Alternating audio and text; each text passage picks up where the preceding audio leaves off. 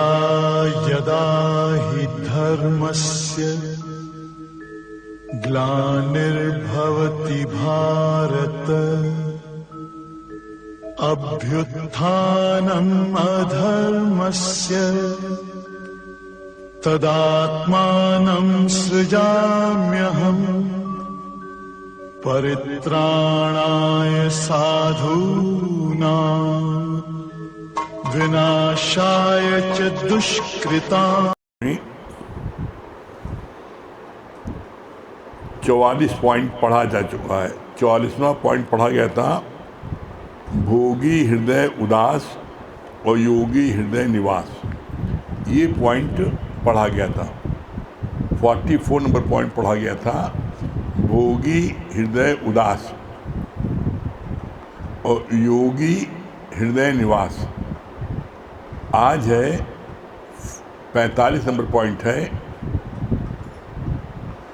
बाहरमुखी सदा दुखी अंतर्मुखी सदा सुखी।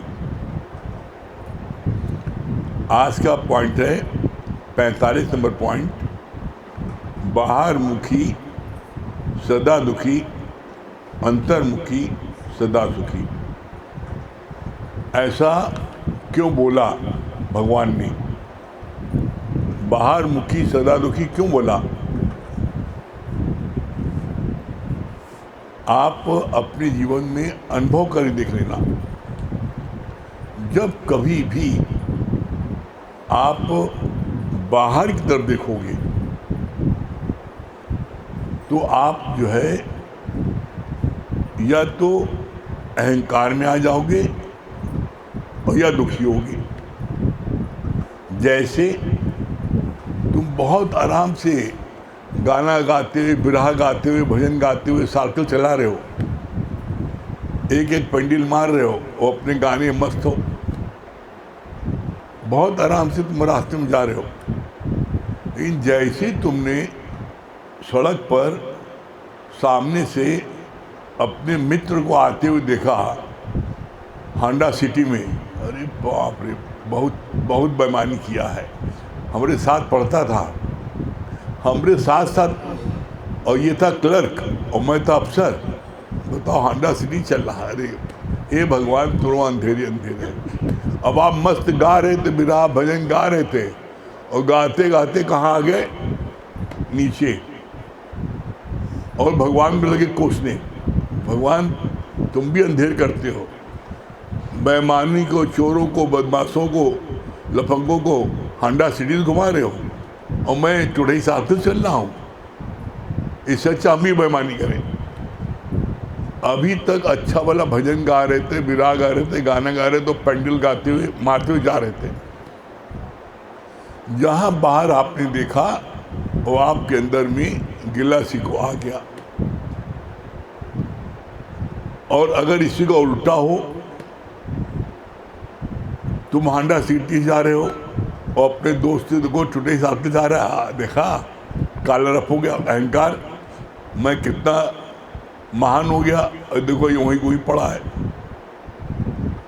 जहां आपने बाहर देखा तो या तो आप दुखी होगे और या अहंकार में आ जाओगे।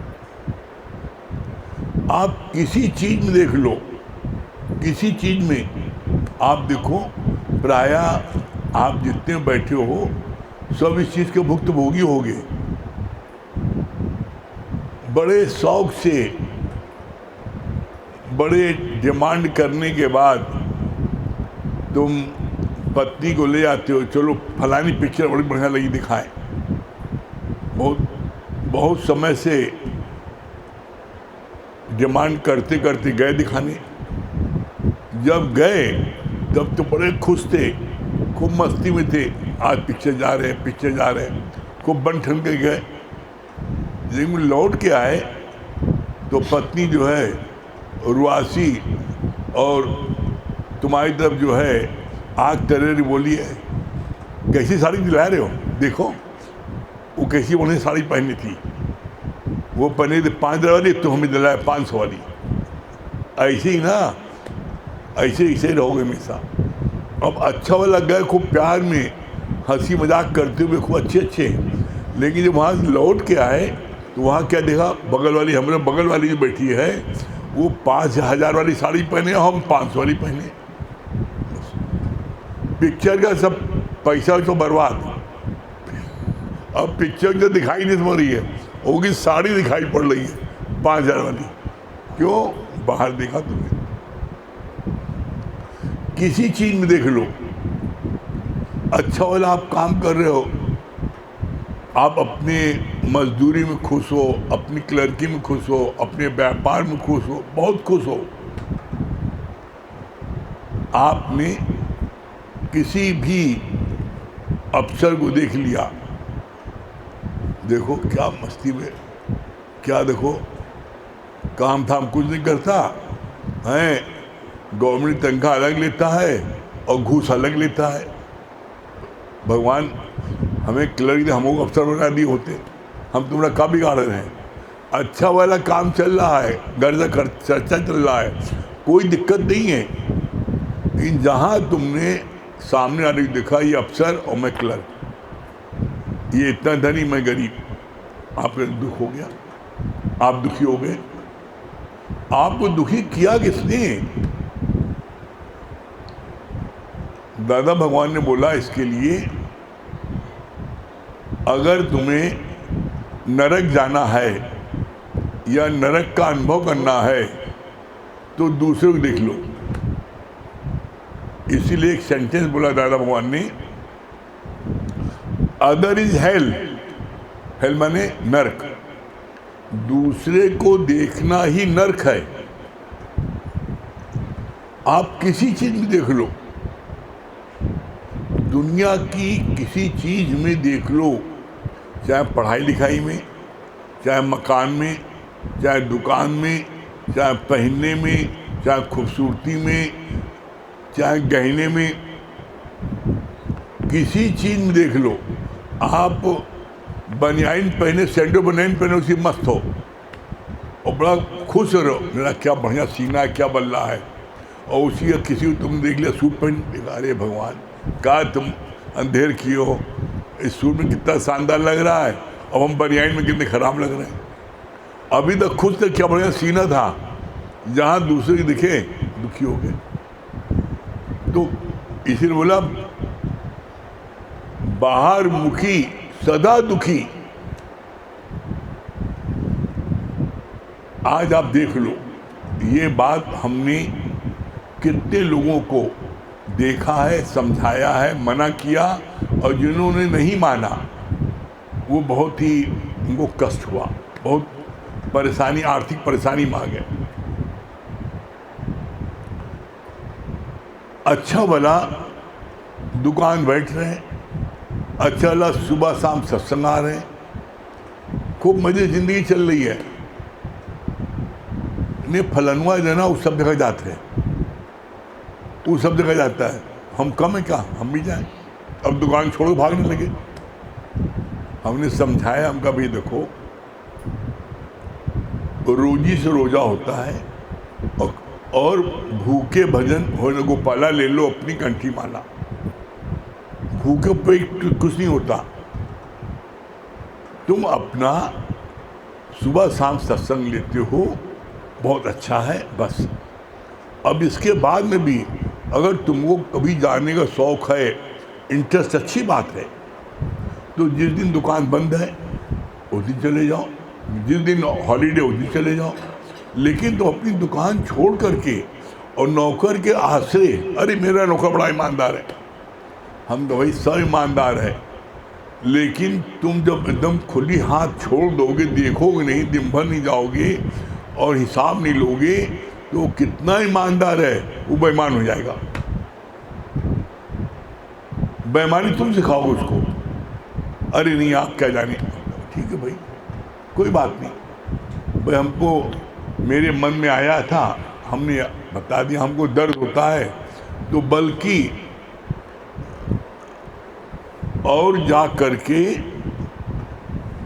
लोगों से ये शिकायत कर दिया कि हमको मना करते हैं मत जाए करो।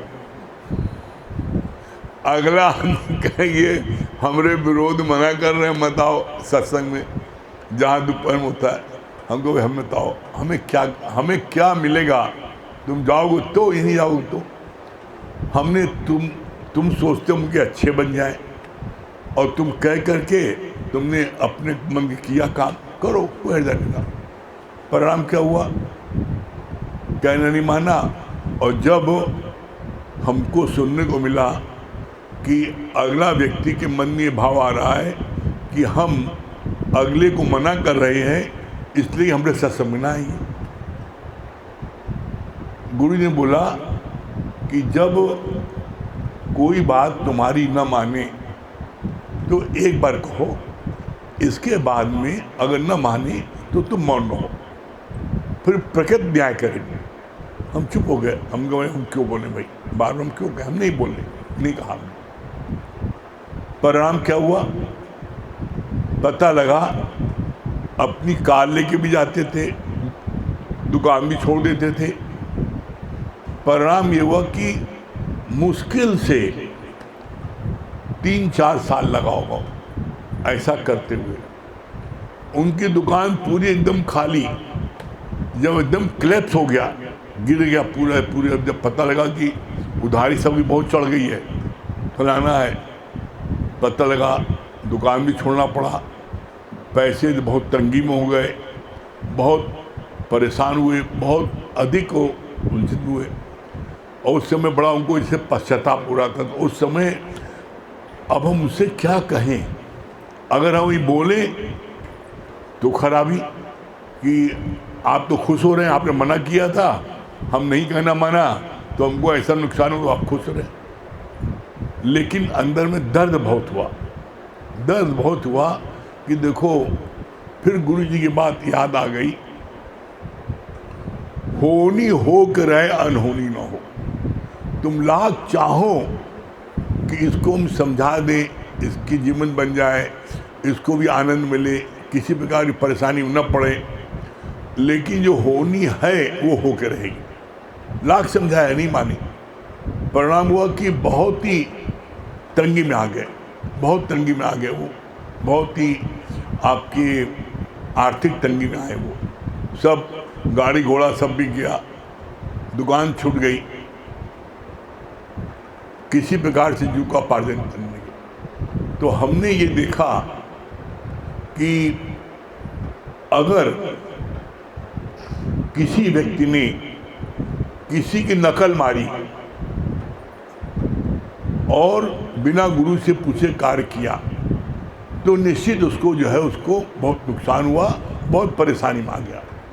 तो कभी भी जीवन में कुछ भी तुम्हारे मन में भावना आती है, गुरु शेयर कर लो।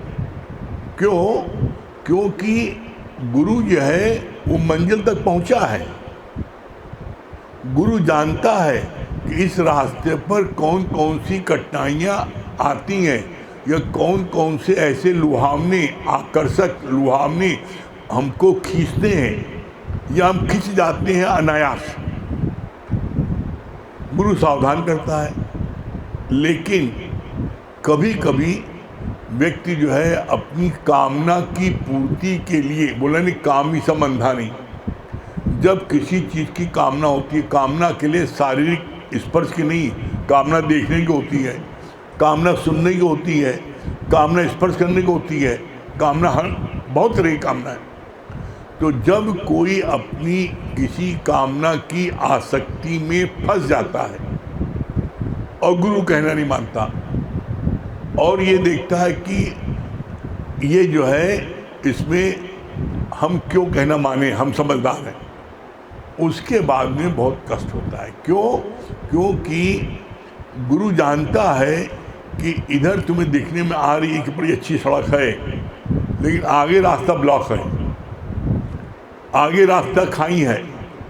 तो गुरु सावधान, गुरु उस रास्ते से निकल चुका है, जा चुका है, और गुरु मंजिल तक पहुंचा है अपने गुरु की सहायता से। ऐसा नहीं है जो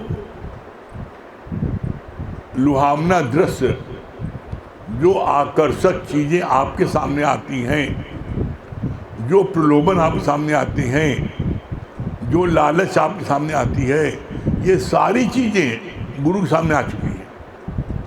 लेकिन गुरु अपने गुरु की सहायता से, मदद से पूछ करके, कदम कदम पूछ करके उसने रास्ता जो है मंजिल को प्राप्त कर लिया। गुरु को सिर्फ एक दर्द होता है बस। क्या दर्द होता है? जब कोई गुरु की शरण में आ जाता है तो उसको ये दर्द होता है कि जो आनंद की प्राप्ति हमको हुई है, जब तक हमारी शरण में दुनिया, करोड़ों लोग हैं, दुनिया को कहाँ तक हम ठीक करेंगे, लेकिन कम से कम जो मेरी शरण में आ गए वो तो कम से कम आनंद की प्राप्त कर लें। जैसे बात आती ना, मछुआरा जाल डालता है नदी में, जितनी मछलियाँ दूर दूर होती हैं तो फंस जाती हैं, और जो मछुआरे के चरणों के पास रहती हैं वो नहीं फंसती। तो इसी तरीके से गुरु के मन में ये भाव बार बार जगता है, और सत्यता ये हम कहें कि मन में पीड़ा देता है कि इतना समय दे रहा है, आ भी रहा है, जा भी रहा है, इतना गुरु के प्रति इसका प्रेम भी है, उसके बाद भी जब कोई नहीं मानता तो गुरु भी समझ लेता है होनी हो करे अनहोनी हो, तो गुरु कहना बंद कर देता है। तो ऐसे में उसके साथ में क्या होता है, न वो उधर रहता है न वो इधर रहता है, न वो मंजिल प्राप्त करता है और न वो अपने गृहस्थ का या माया का मजा भी नहीं ले पाता। भाई आदमी अगर जैसे सत्संग में न जाए, अपना माया में उसी में मस्त है, खूब खा रहा है, पी रहा है, भोग रहा है, तो उसमें सुख तो मिल रहा है उसको, मतलब उस सुख को छोड़ दिया सत्संग सुनने के उससे, गुरु संग करने के उससे, और उसके बाद मंजिल भी नहीं मिली तो दुख होता है कि अरे देखो इसने अपने सुख को भी छोड़ा और मंजिल भी नहीं मिला। तो ऐसे में उस वक्त कष्ट होता है। इसलिए गुरु के शरण में आने के बाद हमने ये बात अपने जीवन में महसूस की है, सबसे सरल मार्ग है मंजिल तक पहुंचने का, बस जो गुरु जो कहे तत्क्षण उसकी बात को मान ले। और हमने ये पाया है, तत्क्षण अगर बात को नहीं माना, अगर आधे मिनट भी देर कर दिया तो मनु राम अपना आधे मिनट काम कर जाते हैं, वो मानने नहीं देते। फिर वो कोई न कोई दांव पे समझा देते हैं, कोई न कोई बहाना बता देते हैं, कोई न कोई प्लीज दे देते हैं, वो बात नहीं। तो उसका परिणाम क्या होता है, गुरु समझ जाता है कि अब इसके ये भाग्य में नहीं है, तो गुरु भी कहना छोड़ देता है, मारे को हतार। क्यों? क्योंकि गुरु का किसी को जोर में नहीं है। भाई न मानूंगा ना, गुरु क्या करेगा? अगर गुरु के पास में इतनी ही वो होती पावर कि जिसको चाहे उसको जबरदस्ती समझा दे, तो अपने घर वालों को पहले समझा देता। तो ऐसे में भला भगवान ने, जब तक तुम्हारी स्वयं की श्रद्धा भक्ति प्रेम नहीं होगी, तुम्हें कोई नहीं बना सकता। तो इसके लिए सरल मार्ग है कि हम गुरु का जैसे उसके तुरंत तत्क्षण मान लें। तो बोला बाहर मुखी सदा दुखी। तो हम बाहर की तरफ देखते क्यों हैं? अब यहाँ प्रश्न आ गया, हम बाहर की तरफ क्यों देखते हैं? भाई आप देखो, आप योगा करो, प्राणायाम करो, कुछ भी करो, बाहर अगर आप करते हो और आप अपने उसमें जैसे ही आपको, जब तक आप अंदर देख रहे हो, मैं अनुलोम विलोम कर रहा हूँ, श्वास ले रहा हूँ, छोड़ रहा हूँ, तो आपका ध्यान श्वासों में रहता है। और जैसे ही आप आँख खोल किसी को देखा गलत ले रहा है, बिल्कुल बुद्धू है, हम सही ले रहे हैं, अब शुरू हो गया। मतलब जहाँ तुमने बाहर देखा तो कोई न कोई चीज़ तुम्हारे साथ शुरू हो जाएगी। तो इसलिए बोला भूल के भी बाहर मत देखो, बाहर मुखी सदा दुखी। और आगे लाइन क्या बोला, अंदर मुखी सदा सुखी। क्यों? अब अंदर जाओ, अंदर मुखी सदा सुखी। क्यों? अब तुम अंदर में गए, अंदर में गए तो तुरंत मन में आता है मैं कौन हूँ, अंदर से ही आता है मैं वो शुद्ध स्वरूप आत्मा हूँ, मैं ब्रह्म हूँ। अंदर में ओम का नाद चल रहा है, ओ हम सियो हम सो हम अंदर में गूंज रहा। जब हम जो इस पर जाते हैं अपने अंदर में, तो अंदर में जाके अंदर में क्या है, तो हमें ये सोचना पड़ता है हु आई एम। तो हम जैसे ही महसूस करते हैं I am son of God, तो भगवान की शक्ति मेरे अंदर आने लगती है। और जब भगवान की शक्ति अंदर आने लगती है तो फिर तुरंत क्या होता है, अंदर में ये फीलिंग होने लगती है कि भगवान की शक्ति आने की। तो क्या तुम भगवान हो? I am that. तो क्या भगवान के गुण तुम्हारे अंदर में है? अभी हम बाहर देख रहे थे, अब हम अंदर देखने लगे, तो हम सोचने को मजबूर हो जाते हैं कि जो भगवान के 5 गुण हैं, मुदिता, करुणा, क्षमा, आरजू, संतोष, क्या वो मेरे में है? हम हर समय प्रसन्नचित हैं। कैसा भी दुख सुख हो, लाभ हानि हो, मान अपमान हो, जीवन मरण हो, हम हर समय प्रसन्नचित हैं। चेक कर लो, पता लगे तुम्हें, तुम गॉडहुड मूव नहीं। बोला मुद्दा, फिर करुणा, हर एक के प्रति करुणा है कि अगर मुझको तकलीफ है तो इसको तकलीफ होगी। पैसे का अभाव में मुझको जो है तकलीफ है, किसी चीज़ की उसको तकलीफ होगी। जो चीज़ तुम अपने लिए महसूस करते हो वो चीज़ तुम अगले लिए महसूस करते हो, ऐसी करुणा है। तुम अपना मस्ती से तुम दूध पी रहे हो और तुम्हारे सामने कोई आ गया, ये चाय लिया उसके लिए, कहा भाई चाय लाओ भाई, तुम भी चाय पियो भाई। अगर आपका कोई प्यारा आया तो आप 1 गिलास दूध पीते हो, 1 गिलास के आप 1 कप दूध पियो, कोई बताए कि आप पूरा पूरा पियो। तो बोला भगवान ने कि करुणा क्या है, देखो जो चीज़ हमको है वो अगले को है, हमारी अगले प्रति भाव लगता आता है। हम खा रहे कोई चीज़, सामने कोई आया तो हम उसको खिला सकते ही नहीं। देखो ये करुणा, मुदिता, क्षमा, कोई कितना अपमान कर दे, नुकसान कर दे, बुराई करे, कुछ करे, उसके बाद भी क्या उसके प्रति मेरा क्षमा भाव है? हम उसकी मदद के लिए दौड़ सकते हैं कभी भी? चेक करो, मुदिता, करुणा, क्षमा, आरजू, जो चीज़ तुम्हारे अंदर में सोच शुद्ध पवित्र है, क्या वो बाहर भी है? कि बाहर तो बड़ी पवित्रता है, बड़ा त्रिकुण लगा के चल रहे हो और अंदर सारी मैल अंदर रखी है। तो बोला ऐसा नहीं। आरजू मतलब होता है जैसे अफसर के कमरे में शीशा लगा होता है तो बाहर भीतर दोनों साफ दिखता है, उसी तरह तुम्हारा हृदय साफ हो।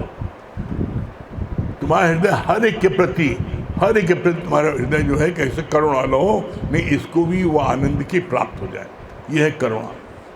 अब आया करुणा, ये मुदिता, करुणा, क्षमा, आरजू हो गया।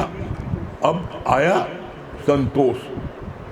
देखो तुम्हारे अंदर में संतोष है, चाहे तुम्हारी आमदनी 100 रुपये महीने की हो और चाहे तुम्हारी आमदनी करोड़ों रुपये महीने की हो, चाहे तुम लंगोटी में रहो और चाहे तुम जो है बढ़िया किंग खाप के उसमें रहो, क्या तुम प्रसन्नचित हो? तुम्हारे अंदर में ऐसा तो नहीं कि भगवान हमें तो तुमने सूखी रोटी दिया और अगले को तुमने जो है मक्खन मिलाई देनी। जब आवे संतोष धन सब धन दूर समान। हम जिस लायक हैं परमात्मा ने वो चीज़ हमको पूरी दी है, ऐसा हमको संतोष होना चाहिए, यह है परमात्मा को। तो हम जब अपने अंदर देखते हैं तो हमेशा प्रसन्नचित रहते हैं। कभी मन में लेस मात्र भी मन में कोई गिला शिकवा नहीं आती। जहाँ दूसरा देखा गिला शिकवा शुरू होगी। तो दूसरा देखते क्यों? भगवान ने इसलिए कहना पड़ा अदर इज हेल। अगर जहाँ तुमने दूसरा देखा समझ लो नरक में गए। तो ये सत्संग भवन, सत्संग ये जो है कल्प वृक्ष है।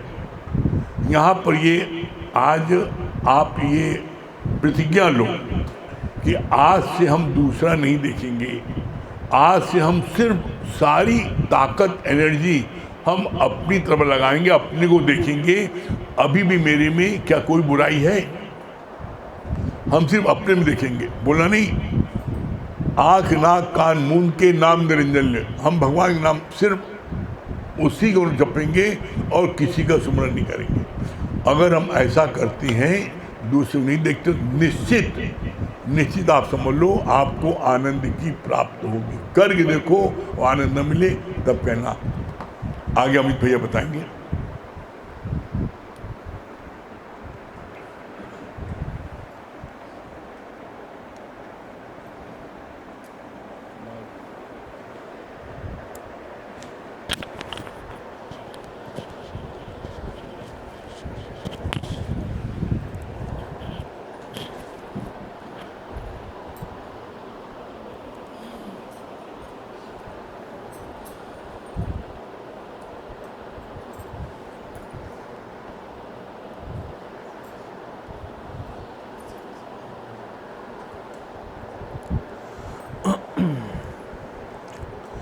सभी प्रेमियों को हरिओम।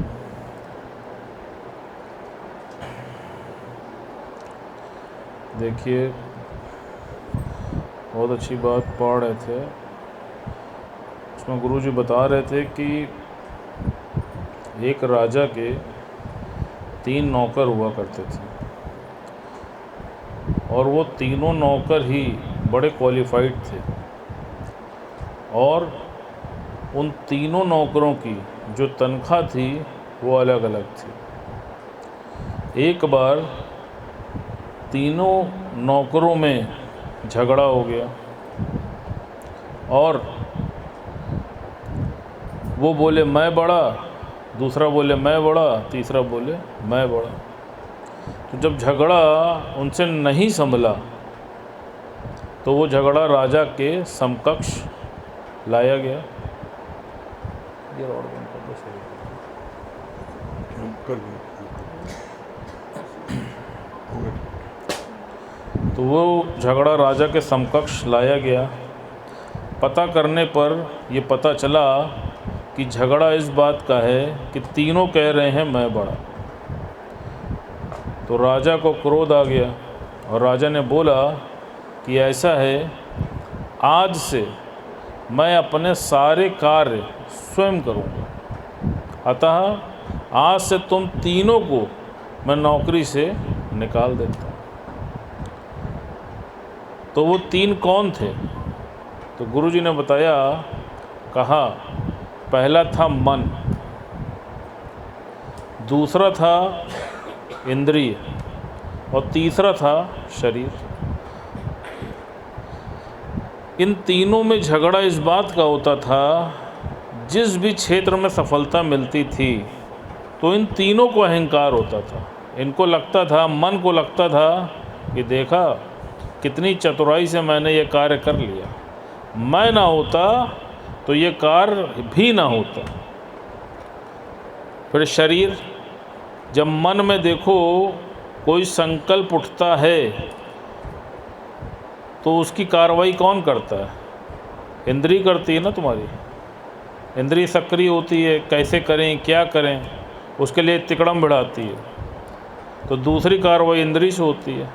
और तीसरा सहयोग कौन देता है? तीसरा सहयोग देता है तुम्हारा अपना शरीर। और फिर ये अहंकार करता है कि मैं ना करता तो ये कार्य ना होता। दुनिया में झगड़ा किस बात का है? इसी बात का तो है। मैं पने का ही तो झगड़ा है, मुझको नहीं पूछा। मैं ना होता तो तुम भीख मांगते। बहुत सेट डायलॉग है ना, बच्चों को माता पिता क्या कहते हैं? मैं ना होता तो तुम भीख मांग रहे होते। तो गुरुजी ने कहा कि किस बात का अहंकार करते हो, सोच के देखो। और जब उस राजा ने इन तीनों को निकाल दिया तो बचा क्या? बची वो परमात्मा की शक्ति, जिसकी शक्ति की वजह से ही ये कार्य हो रहा है। अगर हम बोल पा रहे हैं तो उसके पीछे भी शक्ति किसकी है? शक्ति उस परमात्मा की है। आप सुन पा रहे हैं तो उसके पीछे शक्ति किसकी है? उस परमात्मा की। इसलिए कहना पड़ा, पल से पल में क्या हो जाए, मानो तेरे शरीर का पता नहीं तकदीर का। कितने लोग होते हैं बैठे होते हैं, बैठे बैठे देखो हार्ट फेल हो जाता है, एक पल में, फ्रीक्वेंसी ऑफ सेकंड में। आप सोचो, आप इस लोक से परलोक पहुंच जाते हो एक सेकंड में, आप सोच के देखो। और अभिमान कितना करके बैठे हो कि मैं ना करूं तो कुछ होगा नहीं, जबकि इसका उल्टा है, तुम नहीं भी रहोगे तो भी परमात्मा की शक्ति विद्यमान रहेगी। आज अगर तुमको तुम्हारे अपने वाले भी पूछ रहे हैं तो किसकी शक्ति की वजह से पूछ रहे हैं, सोच लो। अभी अगर तुम्हारे अंदर से वो गॉड की शक्ति निकल जाए और तुम जीव से निर्जीव हो जाओ, देखो क्या स्थिति होती है। तुम्हें घर से शमशान पहुंचा दिया जाता है, आप सोच के देखो। वही पत्नी, वही बच्चे जो तुम्हारे बिना नहीं रह पाते थे, जिनके लिए तुम चोरी, ठगी, बेईमानी, दुनिया के सब कर्म करते थे, सिर्फ गॉड की वो शक्ति तुम्हारे अंदर से निकल जाती है, देखो कैसे तुमसे दूरी हो जाती है। कौन तुम्हारे साथ जाता है, आप कल्पना करके देखो। तो ज्ञानी जो है वो कभी भी अहंकार नहीं करता है, वो भगवान को सब कुछ सौंप के बैठता है। बहुत अच्छा भगवान बता रहे थे, कहा एक बार नारद जी को अहंकार हो गया और वो भगवान विष्णु को वीणा की धुन सुनाया करते थे। अब उनके मन में अहंकार आ गया कि जो वीणा के स्वर हैं, मुझसे सुंदर तो कोई बजा ही नहीं पाता। और उनके मन में ये अहंकार आ गया कि सातों स्वरों में मैं सबसे अव्वल हूँ। अब परमात्मा तो अंतर्यामी होता है। प्रभु को ये आभास हो गया कि नारद को अहंकार आ गया, तो उन्होंने क्या कहा नारद जी से, उन्होंने कहा कि नारद आओ चलो आज कुछ भ्रमण करके आते हैं। और वो वेशभूषा बदल के भ्रमण पर निकल गए। जब कुछ दूर पहुँचे तो उन्होंने देखा कि वहाँ पर 7 बहुत सुंदर स्त्रियाँ बैठी हुई हैं और नारद जी वहाँ रुक गए। लेकिन उन 7 स्त्रियों के एक एक अंग जो है वो भंग थे। तो नारद जी के मन में प्रश्न आया और उन्होंने उन देवियों से पूछा कि देवियाँ कृपया मेरे इस प्रश्न का उत्तर दें कि आप सबको परमात्मा ने इतना सुंदर बनाया है, लेकिन आप 7 के एक एक अंग जो है वो भंग हैं, आखिर ऐसा क्यों है? तो उन्होंने कहा कि हम 7 देवियाँ 7 सुरों में हमको अभिमान हो गया था। हमारे पास एक एक सुर था और हमको उस एक सुर का अभिमान हो गया था, जिसके कारण भगवान ने हमारे एक एक अंग को भंग कर दिया। तो उन देवियों ने बोला कि सुना है कि नारद को अपने 7 स्वरों पे बड़ा अभिमान है, तो भगवान जाने उसका क्या होगा। जैसे ही उनको ये पता चला तो नारद जी भाग के आके प्रभु के चरणों में दे गिरे। तो अब आप सोचो, किसी भी चीज़ का जो अहंकार है वो जान लो कि वो परमात्मा का भोजन है। इसीलिए गुरु कहना पड़ा, मैं कछु नहीं। जैसे वो संत बोलता था ना, वो कहता था कि भगवान मर गया, भगवान मर गया, वो यही चिल्लाता था कि भगवान मर गया। तो सब क्या बोलते थे, पागल हो क्या, भगवान भी कहीं मर सकता है क्या? कहा नहीं, भगवान मर गया। कहा कैसे मर गया? कहा ये बताओ कि ये मकान किसका है? कहा मेरा है, मैंने खून पसीने की कमाई से बनवाया है। कहा तो बताओ इसमें भगवान का कहीं पे जिक्र है? इसका मतलब भगवान मर गया। यही सेम चीज़ हम सब करते हैं। कोई डॉक्टर होता है, कोई इंजीनियर होता है, कोई जज होता है, तो देखो आप कभी उससे पूछ के देखो, वो हमेशा अपने पे अभिमान करता है कि मैंने मेहनत की। और तो और छोड़ो, ज्ञान में भी जिसको ज्ञान लग जाता है उसको ज्ञानी पने का अभिमान हो जाता है कि ये ज्ञान भी मैंने अपनी बुद्धि से अर्जित किया, इसमें भी वो परमात्मा को नहीं शुक्रगुजार होता है। वो कहता है कि मेरे पास विवेक ना होता तो ये ज्ञान भी मेरे पास ना होता। आप सोच के देखो। इसीलिए आप समझ लो कि ज्ञानी जो है वो परमात्मा को सब कुछ सौंप के बैठा है। वो पहले ही दिन सब कुछ परमात्मा को दे बैठता है और वो मान के चलता है कि जो तेरी इच्छा वो मेरे लिए अच्छा। और अज्ञानी क्या है, वो हर चीज़ में अपनी बुद्धि लगा के बैठा है। भगवान ने बोला देखो कि ज्ञानी और अज्ञानी में क्या फ़र्क है। ज्ञानी परमात्मा को सौंप देता है इसलिए वो फ्री हो जाता है, और अज्ञानी हर चीज़ को पकड़ के बैठा है। कहा कैसे? कहा सोचो कि एक राजा होता है और वो राजा कैद में होता है। तो जब वो राजा कैद में होता है तो तब भी वो राजा कहलाता तो राजा ही है। आप सोचो, भले वो कैद में है लेकिन कहलाएगा क्या? कहलाएगा तो राजा ही ना। बस उसको राजा को जो लाभ मिलता है, जो सुविधाएं मिलती हैं, वो उसको नहीं मिलेंगी, लेकिन वो कहलाएगा तो राजा ही। कहा इसी प्रकार गुरु तुमसे कहता है ही भगवान, तुम हो ही भगवान, लेकिन तुम भी तो कैद में हो। तुम मैं मेरे की कैद में हो, माया की कैद में हो, मोह की कैद में हो। जिस दिन तुम इस कैद से बाहर निकल जाओगे तो है ही भगवान। जैसे वो राजा है वैसे ही तुम भगवान हो, लेकिन वो जेल की कैद में है और तुम मोह माया की कैद में। जब तक तुम मोह माया की कैद में हो तब तक तुम वो भगवान वाले सुख को भोग पाओगे क्या? सोच के।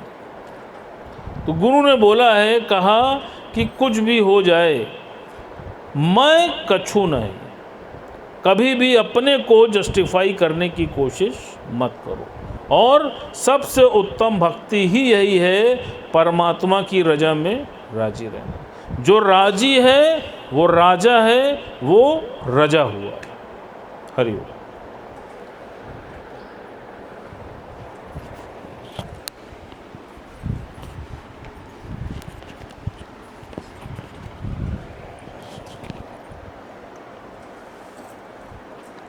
सभी प्रेमियों को हरिओम, राम राम।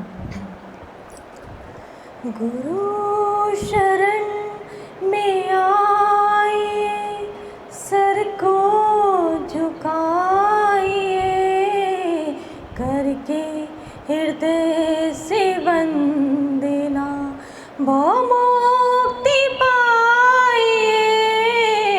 गुरु शरण में आइए, सर को झुकाइए, करके हृदय से वंदना मुक्ति पाइए। हमको मिले हैं सतगुरु इतने नसीब से, हमको मिले हैं सतगुरु इतने नसीब से। इनकी कृपा बरस रही इतने करीब से, इनकी कृपा बरस रही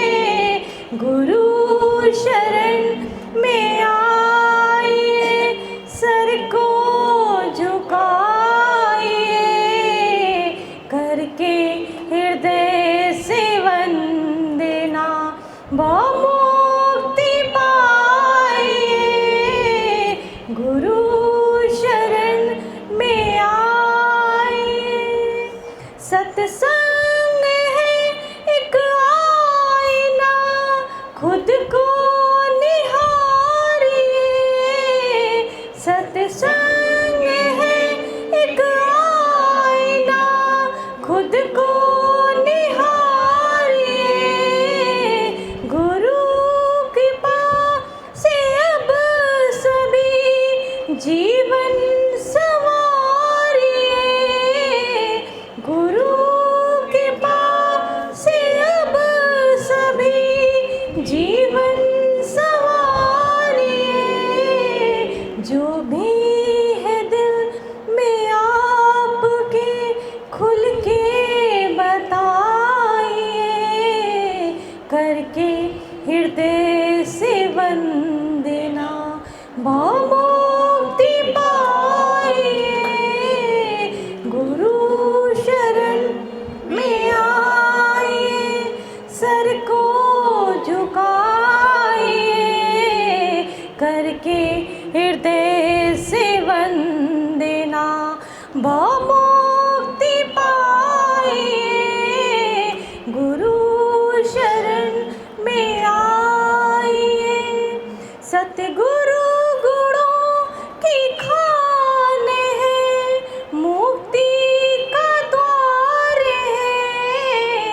सतगुरु गुणों की खान है, मुक्ति का द्वार है।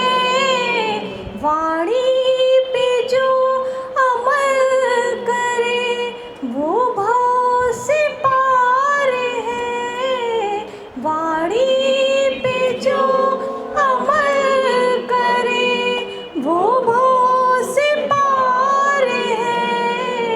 जोड़े वो सब को प्यार से, मन को सजाइए। करके हृदय से वंदना भावमुक्ति पाइए।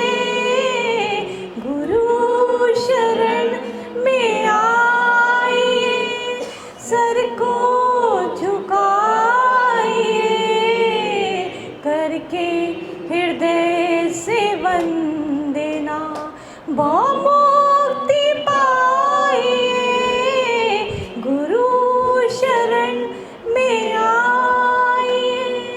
गुरु कृपा तो ज्ञान है, हम ले सके तो ले। गुरु कृपा तो ज्ञान है, हम ले सके तो ले। सतगुरु गुणों का मान है, हम दे सके तो दे। सतगुरु गुणों का मान है, हम दे सके तो दे। श्रद्धा ही इसका मोल है, ये मान जाइए। करके हृदय से वंदना भावमुक्ति पाइए। गुरु शरण में आइए, सर को झुकाइए।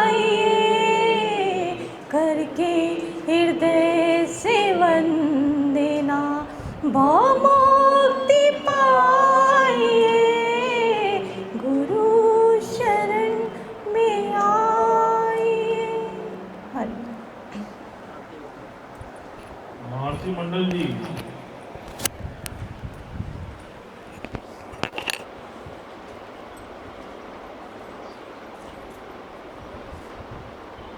हाँ हरिओम,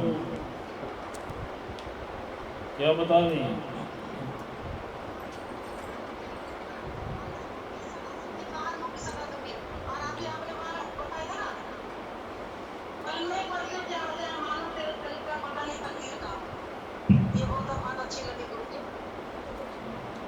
हाँ भैया, हाँ भैया, हाँ भैया क्या बता रहे हैं आप? हरिओम भैया, हरिओम बताएं।